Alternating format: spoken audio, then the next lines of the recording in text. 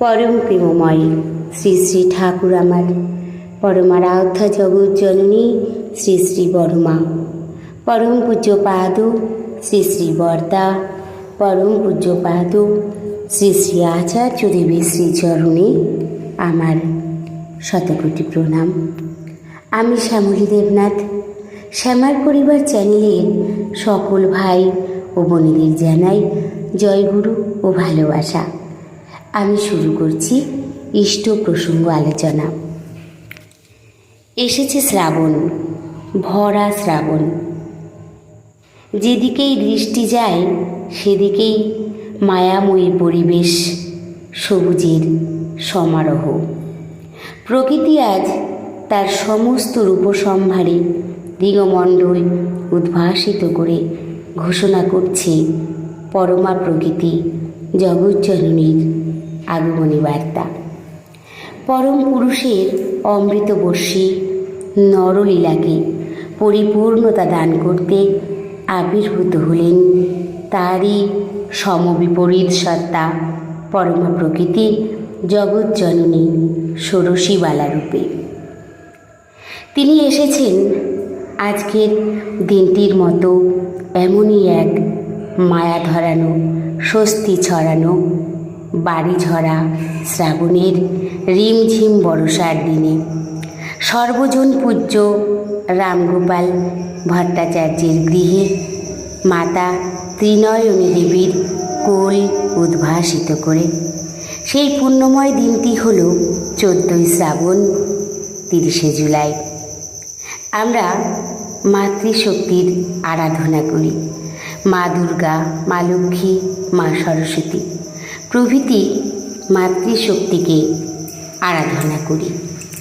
সমস্ত নারী সমাজের আচার আচরণ, অভ্যাস, চলা বলা করা এমনতর হবে যাতে করে মাতৃশক্তির জাগরণ ঘটে।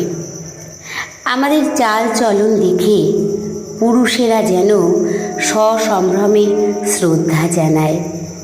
নারীর শুদ্ধতার উপরেই সমাজের মঙ্গল ও কল্যাণ নির্ভর করে। আমরা জানি ধর্মের গ্লানি হলে সদ্গুরু আসেন। এ যুগে এসেছেন পরম দয়াল শ্রী শ্রী ঠাকুর, সঙ্গে নিয়ে এসেছেন লীলা সঙ্গিনী রূপে শ্রী শ্রী বড়মাকে।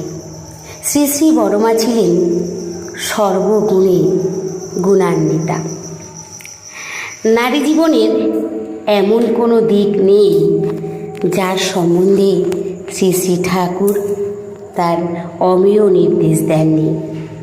মেয়েদের পোশাক, চলন, সাজসজ্জা, চরিত্র, স্বভাব, শিক্ষা, ব্যবহার সমস্ত বিষয়েই তিনি বলেছেন নারীর নীতিগ্রন্থে। প্রত্যেকটি মেয়ের ও মায়ের উচিত এই নারীর নীতি অধ্যয়ন করা ও অনুসরণ করা। শ্রী শ্রী বড়মা 11 বছর বয়সে তার শ্বশুরবাড়িতে এসে একান্নবর্তী পরিবারের বধূ হয়ে বৃহৎ পরিবারের পূর্ণ দায়িত্ব নিয়েছিলেন। লক্ষ্মী কথার অর্থ হল শ্রী। শ্রী মানে সেবা। শ্রী শ্রী বড়মা সকলের সেবা করেছেন। সর্বোপরি তার সেবায় পরম দয়াল তৃপ্ত হয়েছেন। শ্রী শ্রী বড়মার কাছে ঠাকুর ছিলেন ঈশ্বর, দেবতা। একদিন শ্রী শ্রী ঠাকুর শ্রী শ্রী বড়মার কাছে ইঁচড়ের ডালনা খাওয়ার ইচ্ছা প্রকাশ করেন। ইঁচড়ের সময় তখন নয়। শ্রী শ্রী বড়মার রান্না তখনও কিছুটা বাকি। মায়ের নির্দেশে শ্রী শ্রী বরদা আশ্রমের সমস্ত গাছে ইঁচড়ের সন্ধান করতে লাগলেন। পাঠিয়ে দিলেন অনেককে দেখার জন্য, কিন্তু সবাই ফিরে এলো খালি হাতে। কিন্তু শ্রী শ্রী বড়মার দৃঢ় বিশ্বাস, ঠাকুর যখন খেতে চেয়েছেন পাওয়া যাবে নিশ্চয়ই। ঠাকুর ভোগের সময় আগত। শ্রী শ্রী বড়মা উদ্বিগ্ন হয়ে দাঁড়িয়ে রান্নাঘরের বারান্দায় হঠাৎ দেখা গেল বড়মার রান্নাঘরের পিছনের কাঁঠাল গাছটার একেবারে মগ ডালে একটা ইঁচড়। ডালনার উপকরণ আগে থেকেই তিনি রেডি করে ফেলেছিলেন। কয়েক মিনিটের মধ্যে সুস্বাদু ইঁচড়ের ডালনা প্রস্তুত করে ঠাকুর ভোগের ব্যবস্থা সম্পূর্ণ করলেন। প্রিয় পরমের ইচ্ছা পূরণের জন্য এমনই অতন্ত্র ছিলেন শ্রী শ্রী বড়মা। শ্রী শ্রী বড়মা সবসময় বলতেন, ঠাকুরের ওপর বিশ্বাস রাখো, তার নির্দেশগুলো ঠিকভাবে নিষ্ঠাসহ পালন করে চলো, সদা সর্বদা তার গুণানুকীর্তন করো, সদাচার সম্পন্ন হয়ে চলো, মঙ্গলের অধিকারী হবে। শ্রী শ্রী বড়মাকে লেখা শ্রী শ্রী ঠাকুরের একখানা চিঠিতে তিনি শ্রী শ্রী বড়মার উদ্দেশ্যে লিখেছেন, নিজে স্বার্থশূন্য হইয়া পরোপকারী যত্নবতী হইও।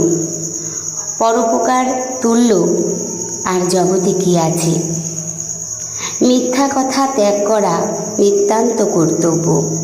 জানি তুমি মিথ্যা বলো না, তবুও মানা করলাম। গুরুজনকে প্রাণপণে সেবা শুশ্রূষা করিও। কখনো কোনো প্রাণীকে ইচ্ছাপূর্বক কষ্ট কিংবা প্রহার করিও না। রমণীর সতীত্ব রক্ষার চেয়ে আর শ্রেষ্ঠ কিছুই নাই। প্রাণ দিয়াও সতীত্ব রক্ষা করিবে। মনকে সর্বদা শান্ত ও নির্মল রাখিতে যত্নবতী হইও। কর্তব্য প্রাণপণে পালন করিবে। চিন্তায় তোমার ভগবানকে সর্বদা হৃদয়ে রাখিবে।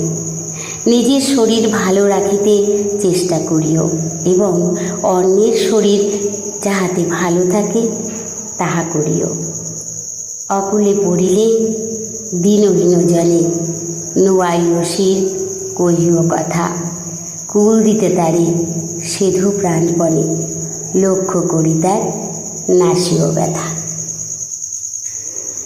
পরম দয়াল তার লীলা সঙ্গিনীকে এগুলি একটা চিঠিতে তিনি লিখেছিলেন। বড়মা সর্বগুণে গুণবতী ছিলেন। তার মতো হওয়া আমরা পারব কী করে? তিনি তো তার লীলা সঙ্গিনী, তিনি এসেছেন করিয়ে করিয়ে আমাদের শেখানোর জন্য। তাই বড়মা যে গুণগুলি বড়মার ছিল, তার মধ্যে যদি একটি গুণও আমাদের হয় তবেও কিন্তু আমরা সুস্থ এবং সুন্দরভাবে গড়ে উঠতে পারি। ঠাকুর ছিলেন তার কাছে প্রাণ। তিনি সকল সময় ঠাকুরের দিকে নজর রাখতেন। তিনি খুব রাশভারী ছিলেন। কথা তিনি খুব কম বলতেন। বেশি কথায় তিনি যেতেন না। সংসারে তাকে অনেক কথা শুনতে হয়েছে, তাকে অনেক অপবাদ শুনতে হয়েছে। তিনি কোনো প্রতিবাদ করেননি কখনো। কিন্তু যারা তার পিছনে লেগেছিল, নষ্টামি বুদ্ধি যাকে বলে, কারণ বড়মা বাসন মেজে সুন্দর করে ধুয়ে রেখে দিতেন, আবার কেউ তার বাসনগুলি কাদা মাখিয়ে রেখে দিতেন যাতে বড়মা বকা খান। কিন্তু পরবর্তীতে তারা বুঝতে পেরেছেন যে এগুলি ঠিক নয়। এই বড়মার মতো চালচলন, বড়মা যেভাবে সংসার করেছেন, আমরা যদি সেভাবে করি, কারণ আমরা অতটা ধৈর্যশীলা নই তো, কারণ আমরা সহ্য করতেও পারবো না, আমাদের অত ধৈর্যও ধরবে না। আমাদের রান্নার প্রায় শেষ মুহূর্তে যদি আমাদের স্বামী আমাদের কাছে বায়না করেন যে আজ এটা হলে ভালো হতো, আমরা কি করব? আমরা কখনো করব না। আমরা বলবো আজ আর দরকার নেই, কালকে। যদিও এখনকার দিনে স্বামীরা সে সাহসটাই পায় না বলার জন্য, করা তো দূর। তাই এভাবে সংসার তৈরি হলে অধঃপতন তো অনিবার্য। তাই আমাদের লক্ষ্মীশ্রী হয়ে চলতে হবে, যাতে আমাদের চাল চলন আচার ব্যবহার, আমাদের কথা বলা, এমনভাবে আমরা কথা বলবো যে আমার কথায় আরেকজন যেন কষ্ট না পায়।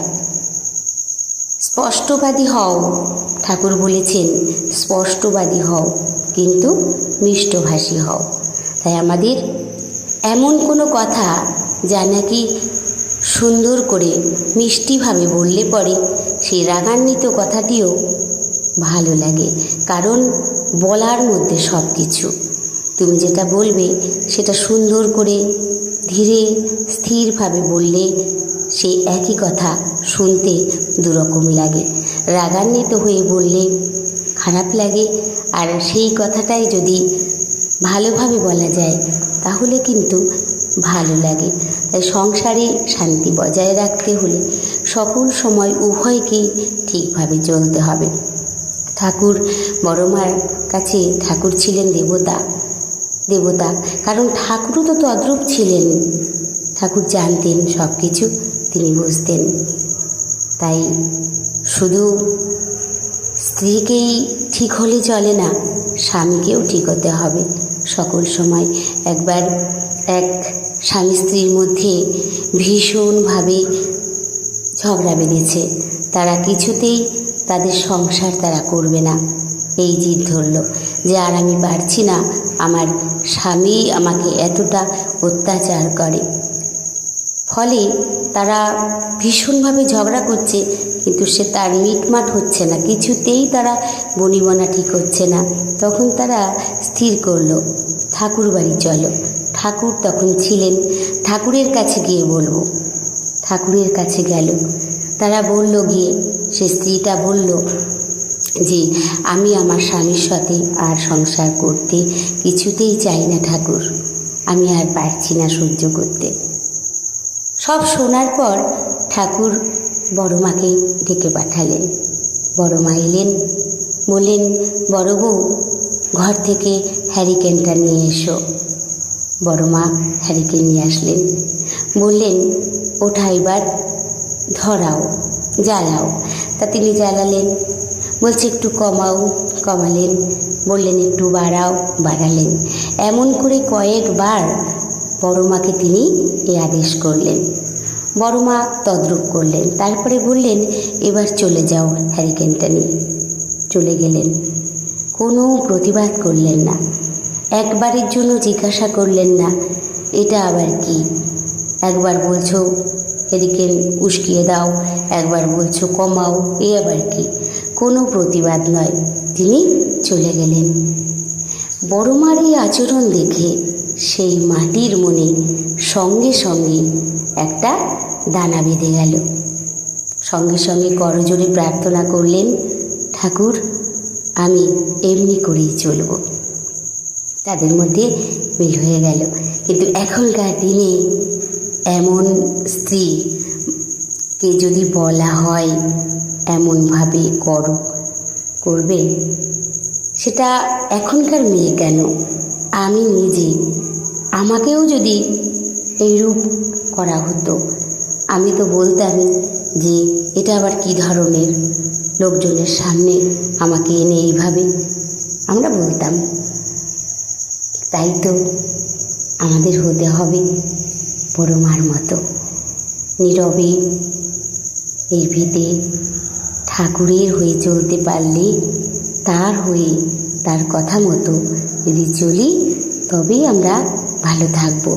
অনেক সময় অনেক কিছু মানা যায় না, কারণ সত্যি কথা বলতে গেলে মানলে পরে এমনও পুরুষ আছেন তারা কিন্তু আরও বেশি করে সংসারে অশান্তি করার চেষ্টা করেন।